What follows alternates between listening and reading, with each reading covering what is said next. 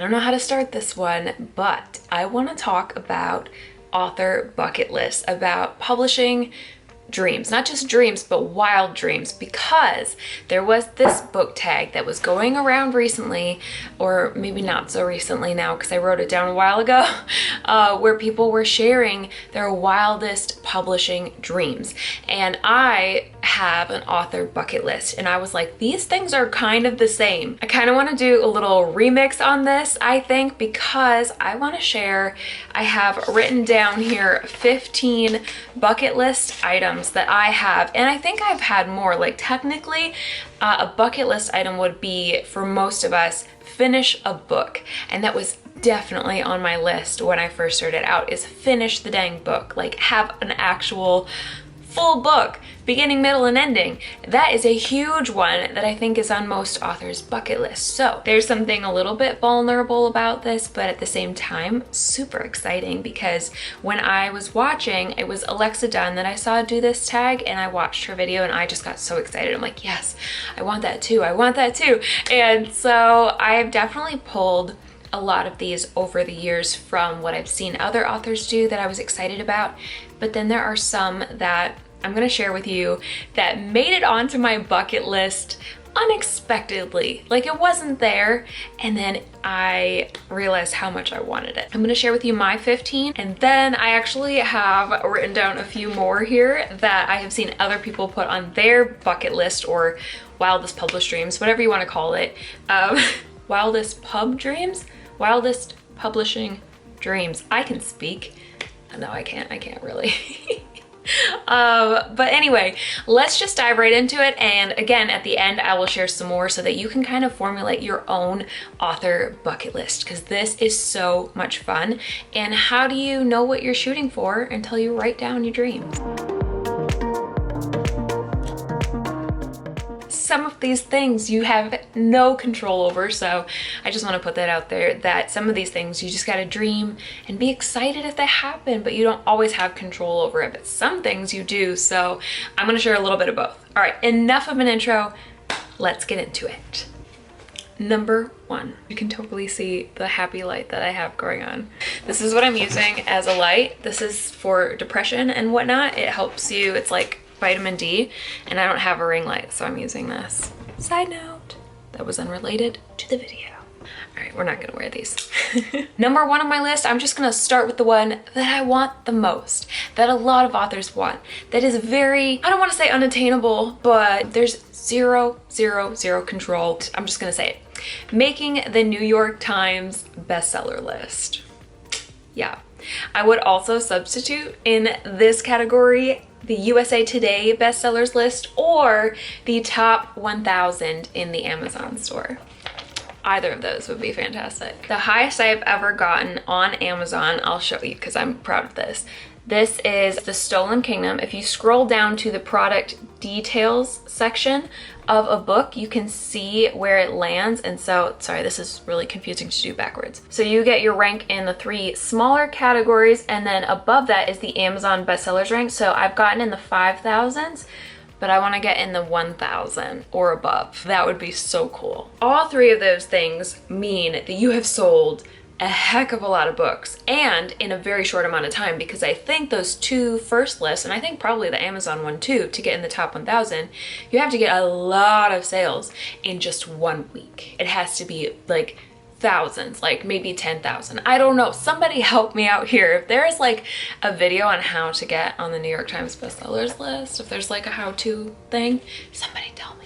That'd be really cool. Moving on. Number 2 is getting the orange Amazon, I think it's a bestsellers badge, or what is it called? Hold on. All right, I've gotten it on a few books, but here's an example of what I'm talking about. Let's see if you can even see it. So it says number 1, what does it say? It says number 1 new release. That's the Jenny key. I took a picture, and I've gotten this on other books too. I've come to realize it doesn't mean as much as I thought it meant when I first started out as an author, but it still means a lot. It still means a lot to me. Not all of these bucket list things are about numbers, but some of them are for sure. So am I the only one who's about numbers? Let me know if like it's kind of a fun thing for you to shoot for too. My books have been #1 in categories. Hot no releases. Okay, this one was #3 in the bestsellers category, but these are categories versus the whole store. So, okay, so my bucket list used to be getting onto the bestsellers list in a category. Now, my bucket list would be to get in the top 100 on the entire Amazon store. I don't want to hinge my success on that. That would fall into the wildest publishing dreams side of things. But let's dive into some more attainable ones. Third one is audiobooks, and I did do this. The Stolen Kingdom is an audiobook as of May, I think it was. I think it came out May 2020. So in case you didn't know, I do have an audiobook of The Stolen Kingdom for sale. I'll have a video on that soon if it's not already out, so make sure you subscribe if you haven't already. This is a good time so that you can see that video about how I do audiobooks. But #4 is hardcovers. That's also way more attainable because it's in your control if you're a self-published author. And so I have done hardcovers right there, those beauties. #5 is praise for the author from friends. So let me show you. This is one that I don't see on a lot of people's bucket list, but it was for me, because to have author friends who are super talented, who are willing to review my book and leave what they call praise for the book, or I think it's also called a blurb, like they blurb the book. Yeah, I am so thankful for these people, for knowing them. Having something like this was on my bucket list very early on because it really means a lot to me. #6 is a book subscription box, and this one was one of the ones that was not really on my radar. I just hadn't even considered it to be a possibility until I went to BookCon in New York in, oh shoot, what year was it? 2019? I think. Who cares? So, this is the book box that I was in. This was August, again, I should really know, does it say? 2019. When I was at BookCon in June, I got to hang out with the people from Once Upon a Book Club, and Logan, shout out to Logan, was chatting with me, and she's like, hey, if you're interested, you can apply. I'll read your book, see if it's a good fit. So I sent her The Stolen Kingdom. This is their exclusive cover edition. It has the Once Upon a Book Club sticker on it. Again, something I had never really considered, but now it's absolutely a dream for future books. You can usually only get a first book in series into a book box because they're not going to throw a reader into a second, third, or fourth book. This sits on my bookshelf. I don't know, you won't be able to see it, but I keep it on that shelf because it's very special to me. #7 is another one of those way out there wild publishing dreams, which is having one of my books made into a movie. Whew, that would be cool. That would be so cool. #8 is 100 reviews on Amazon. I told you guys I'm a numbers person, so it's fun to have like a number goal to shoot for, and I'm very excited to say that I did hit this goal. I even saved it. This is the picture that I posted to Instagram when it happened. I was so excited, and actually, fun shout out, we just passed 125. But I have to say, when you have numbers goals, the moment you hit them, you tend to change them. So now I feel like my new bucket list, goal for that is 500 reviews. Gonna happen. #9 is one that was also on my list very early on, which was to be able to do a book signing. So when you're in self-publishing, this is not something that's super common. It's not nearly as common as for traditionally published authors who used to go on book tour before 2020 happened. And I just remember thinking, man, I don't want to give that up. I would really love to do, especially a Barnes & Noble book signing. And so I have had the chance to do 4 of those now. That was really fun. I do still have, I think, a few signed copies at the Blaine store and the Maple Grove store. Those are the 2 that I've been to in Minnesota, where I live. They're not marked in the computer. You have to ask an employee to go actually get them and look for them, but they are there. But it turns out that if there's a will, there's a way. So even though they say self-published authors can't, go out and do book signings or go on book tour, you absolutely can. I have done way more than just the 4 Barnes & Noble book signings. I've also gotten to go to BookCon. I've gone and done library book signings, Twin Cities Book Festival, and I mean, honestly, online virtual signings, I've done those as well, and it can be really fun. So in case you're wondering, I'm looking through my photos to remind myself because my memory is terrible. Number 10 is one that has not happened for me yet, but I think would be so cool, which is cosplay. Am I saying that right? Cosplay or cosplay? I think it's cosplay based on the books. That would be so cool. And then number 11 is Bookstagram reviews. This has happened. Okay, I'm just gonna show you. This is so difficult when I can't see it, but I have, come on. My internet's terrible in here. I like to save the pictures that you guys tag the Stolen Kingdom in. So there's a ton of them. For some people, they might be like a picture of a book. That's nice. But for me, it feels like the Bookstagram community is so serious about reading and they are so, you know, passionate about books. So to have somebody just uninitiated post about my books and be like, I'm reading this book, and this gorgeous picture that you know they took time to set up, that means a lot to me. So that's one of, like, I've never heard anybody else say that particular bucket list thing, but it was definitely on my list from the start. Like the moment I got on Instagram and I saw the Bookstagram community, I was like, this would be so cool. Number 12, I think we're on, is fan art. So this is artwork based on the characters or the world. A lot of authors have this, but I honestly wasn't sure how I would feel about it. The first fan art I ever got was actually from my nephew for Evelyn's number, and since we moved, I haven't been able to find it. But the second fan art that I got, I hired Ingrid Norley on Instagram. She did Ari here. I did the background and the top part, so ignore that. But she drew Ari based on a picture. And then the very first time I got fan art that I did not expect that came out of the blue was from Margaret Lapina, and she did Ari and Caden and then Gideon and Rena. Aren't they so cool? So these were out of the blue, and I just keep them to remind myself of how, like, other people are reading my books? Like, other people know about them? What? That's how I feel sometimes. Number 13 is another number goal, and that is 10,000 copies sold of my books. And so I'm getting close to that number. I haven't looked at it lately, but I think I could hit it. I am thinking by the end of this year I have to look. Okay, let's switch these around a little bit because I want to save the best one for last. So number 14 is, I'm thinking, this is not technically a bookish goal, but it kind of is.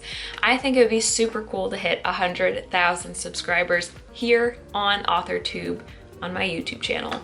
That would be the coolest thing. Again, not really one that I'm seeing a lot of other people put out there, but I'm gonna put it out there because that would be so cool. And now, drum roll please. I maybe would like to be traditionally published, to be a hybrid author, as they say. I say maybe because I love self-publishing. I love carving a new path. It turns out that I am an Enneagram 3 with a wing 4, and a 4 loves to be unique. It loves to make their own path, do their own thing. 3s love to be in control and be in charge. So my personality fits really well with self-publishing, and I just love it. But I will say that there are certain things where, like, if we start a family, I do not have time for all of this. I don't know how self-published authors do it, how they juggle family, like the whole, I don't know. I know some self-published authors, even traditionally published authors, who as parents, they juggle all the things. I don't know how you do it. You're amazing. I feel like I would have to slow down or take on help. And so in a way, traditional publishing could be a really cool way to start working with a team and not do everything myself. There's also the validation side and the fact that they could help me hit some of those goals, like the New York Times bestseller and the movie, or translating my book into other languages and more audiobooks and just all these things. There's so many things that if you have a team working with you, you can get so much further. And I acknowledge that. I love being on my own, but I also think it'd be really cool to work with a company. Don't get me wrong, because I just want to make it really clear that self-publishing, I have made more than some book deals. Just putting that out there. Depends on the book deal, of course. But from what I've heard, I've made at least as much as some book deals. I have it on my list to do a video on why I chose to self-publish, because it's still very valid. I still have so many reasons. There's still so much that is amazing about self-publishing. There's really no wrong way. People tend to be like, if they chose one, it's because they don't like the other. And that's not the case. I like both. I think they're both really cool. I think I have a story coming up next that may need a more traditional route. It's just one that I don't know that I want to do this next story on my own. I have really big dreams for it, and I also kind of want it to take longer. Normally, one of the big pluses in self-publishing is you can get these books out fast, but this one is the one that I kind of want to sit on, take my time. I feel like I'm not explaining myself well, and I feel like that in a lot of videos where I'll come watch it later and I'll be like, wow, you could have just said this, or why am I such a terrible communicator? But I hope I'm coming across well, that I think both avenues of publishing are so amazing, and it's because I know so much about self-publishing that I kind of want to, I'm kind of a big learner. I kind of want to experience the other side of things. I promised you guys I would also give you a few more examples that you could add to your bucket list, including the ones that I've already said. Here are a few more. So you can do all kinds of, like, sell X number of copies, writing a series can be on a bucket list, finishing your book is absolutely a bucket list item. And if you have done that, I just want to encourage you guys that part of the bucket list, and the reason that I shared things I have already done as well as things that I want to do, is because you have to be able to also look back and see how far you've come. Like, at least for my personality, that is how I get motivated to be like, look how far I have come. I can keep going. I can get to where I want to go. And so I just want to encourage you guys to also, when you write your bucket list, include the big items that you know were on it when you started out, such as finishing the book. Another one that people have on their list is book swag, making a full-time living as an author, going to BookCon, going on a writing retreat, having their book be a Netflix series or other TV series, co-writing a book, writing nonfiction, putting their book in a physical brick and mortar bookstore and seeing it in a bookstore, or seeing book merch, like designs made after your book in a store or for sale, getting a map in your book of your world, going on book tour, meeting your favorite author, like the author that you look up to the most, being able to do a meet and greet as an author, getting your book in the library. Oh my gosh, I forgot to add this to mine. Okay, so this is going to be like a bonus one, but this is one that I came up with in my first year of publishing. I call this an obsession book. I really, really want to write a book that just blows up the way that certain books have, that I have been obsessed with, and a ton of other readers in the community have been obsessed with, even to the point that there are like extreme haters and extreme, you know, lovers, I guess, and people who coin terms for being fans of that book. I think the Lunar Chronicles, they call themselves the Lunartics. Am I making that up? Why can I not think of them right now? There's a bunch on my shelf. The Grishaverse, and there's like little communities built around these books and these stories and these characters. An obsession book to me is one that I put it down, I finish reading it, and I can't stop thinking about it.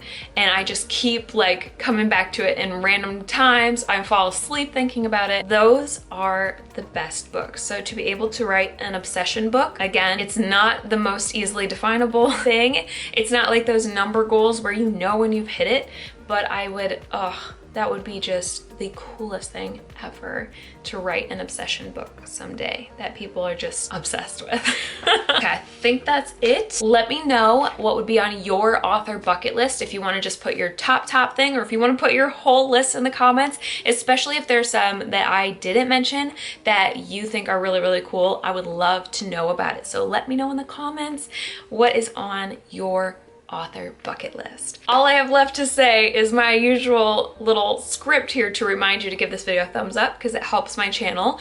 And if you want to subscribe, I would love to have you here. I would love it if you told your friends about my channel because I do have that 100,000 subscriber goal on my author bucket list. So anyway, I hope you enjoyed this. I hope it inspired you to make up an author bucket list of your own and that you dream wild, wonderful publishing dreams.